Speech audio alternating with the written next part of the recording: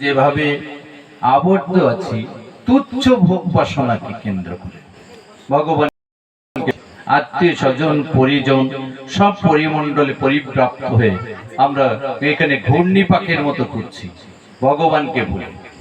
সুতরাং এই মায়া জাল থেকে আমাদের বেরোতে গেলে দুর্লভ মানব জীবনটাকে উপভোগ করতে হবে। কি বলছে এই দুর্লভ মানব জীবনে? বলছে দুর্লভ মানব জীবন লোভিয়া সংসারে কৃষ্ণ না ভজিন দুঃখ কহিব কারে।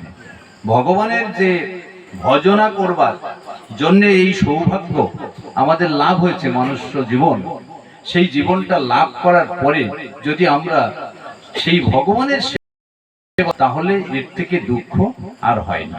তাই সংসার সংসার করে মিছে গেল কাল, লাভ না হইল কিছু ঘটিল জঞ্জাল। আমাদের এই সংসারকেই আশ্রয় করে আমরা কিন্তু আবদ্ধ হয়ে আছি, সবকিছু সংসার কেন্দ্রে। ছেলে পেলে পড়াশোনা করাতে হবে, তাদের বড় করতে হবে, তাদের বিয়ে দিতে হবে, পুত্রবধূ আনতে হবে, মেয়ে বিয়ে দিয়ে জামাই আনতে হবে, তার সঙ্গে জামাই আদর করতে হবে, খাওয়াতে হবে, লালন পালন করতে হবে। এই মায়াবদ্ধ জীবনে সংসারে আমরা আবদ্ধ হয়ে আছি। তারপরে গিয়ে কি করব বলছি, এর পরে ভগবত ভজন করতে হবে। এই কাজগুলো আমাদের করে নিতে হবে। কিন্তু এই সমস্ত কাজ করার এই সমস্ত কাজ করার মধ্যে কিন্তু আমাদের লাভ কিছু হচ্ছে না। লাভ না হইল কিছু জঞ্জাল, কিসের সংসার এই ছায়াবাজি প্রায়, ইহাতে মমতা যায়। এই যে সমস্ত কাজ করে দিন চলে যাচ্ছে কিন্তু ভগবত ভজন হচ্ছে না। এ দেহ পতন হলে কি রবে আমার, কেহ সুখ নাহি দেবে পুত্র পরিবার। গার্ধবের মতো আমি করি পরিশ্রম, কার লাগি এত করি না ঘুচিল। এগুলো তো যখন সন্তান সন্ততিদের কাছ থেকে আঘাত পাওয়া যায় তখন অনুষ্ঠান থেকে কিন্তু সেই অভিব্যক্তি বেরিয়ে আসে যে আমি কার জন্য করলাম এতদিন। আগে তো বলতাম যে জীবন সকালে করিব ভজন, এবি করি গৃহ সুখ, কখনো এ কথা নাহি বলে বিজ্ঞজন।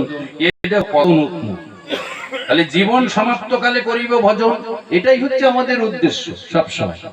এখন ভজন টজন হরিভজন করার সময় নেই, এখন এসব আমাদের এখন সময় ওঠেনি। তাহলে জীবন সমাপ্তকালে করিব সুখ, কখনো এ কথা নাহি বলে বিজ্ঞজন, এ দেহ পতন।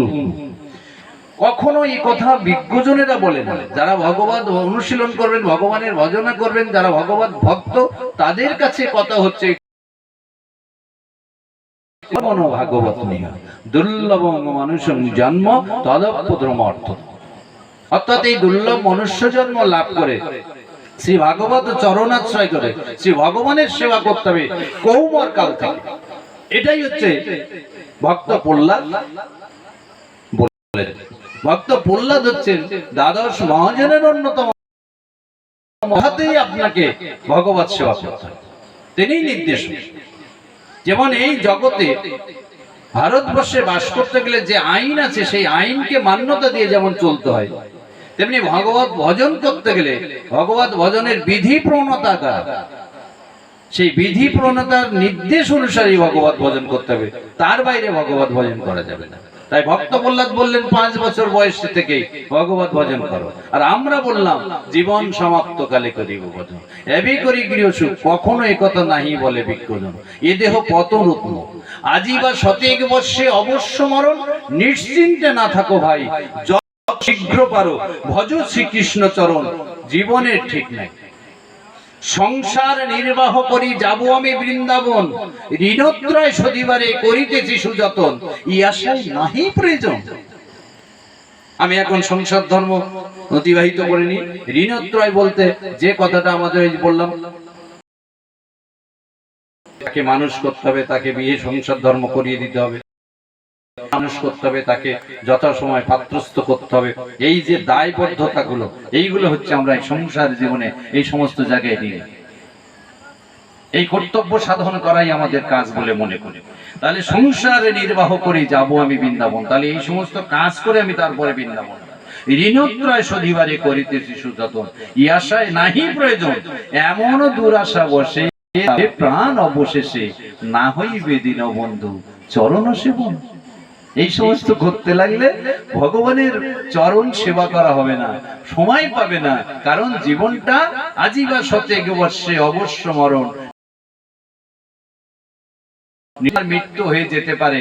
সুতরাং মৃত্যু কখন হবে সেটা যখন বলার নেই, সুতরাং সেই জায়গা থেকে আপনি কেন পরে করবেন বলে এটা ভেবে থাকবেন। কারণ জীবনটা কমল দল জল জীবন টলমল ভজ হরিপদ নীতিরে। পদ্মপাত্রের জলের ন্যায়, পদ্মপাত্রের জলের যেমন স্থিরতা নেই বা নিশ্চিত করে বলা যায় না এটা কতক্ষণ ধরে রাখা যাবে, যে কোনো মুহূর্তে ভূপতিত হতে পারে, সেই রকম জীবনটাও যে কোনো মুহূর্তে চলে যেতে পারে।